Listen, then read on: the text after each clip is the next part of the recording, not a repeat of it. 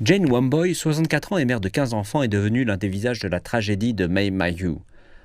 Sa voix, tremblante mais résolue, traverse le chaos des opérations de sauvetage en cours dans le centre du Kenya. Sa famille a été prise au dépourvu par la montée rapide des eaux au milieu de la nuit. Alors qu'elle se tenait au milieu de ce qui restait de sa maison autrefois confortable, la profondeur de son chagrin était évidente.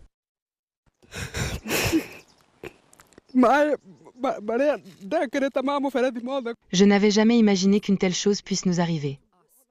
Nous avons tout perdu, mes vaches, mes récoltes, tout a disparu. Où dois-je aller chercher de l'aide ?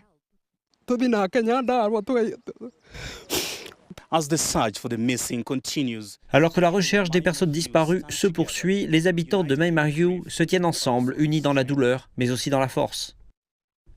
Un autre survivant, Naasson Icheria, a passé les 2 derniers jours à rechercher sa cousine. Elle a été emportée par les torrents d'eau alors qu'elle dormait et n'a jamais été revue. Nous pensons qu'elle pourrait se trouver à l'endroit où nous nous trouvons car tous ses biens sont là. L'armée kenyane est à la tête des efforts de recherche et de récupération en cours, mais la tâche qui l'attend est immense. Et les autres équipes de secours sont confrontées à de nombreux défis alors qu'elles tentent de venir en aide aux habitants touchés.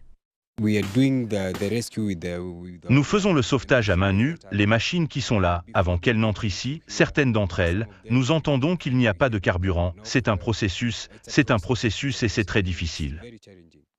La ville de Mai Mahiu est connue depuis longtemps pour être une halte importante pour les chauffeurs de poids lourds qui parcourent de longues distances. Depuis des années, les chauffeurs y trouvent des services essentiels et des équipements de base, notamment des endroits où ils peuvent dîner, des motels et des stations-service. Mais les dernières inondations ont laissé des entreprises en difficulté pour rester à flot. L'opération de recherche de personnes disparues se poursuit et davantage de soutien est attendu dans les zones sinistrées. Pour ceux qui ont survécu à cette tragédie, le voyage pour reconstruire leur vie et trouver un refuge ne fait que commencer.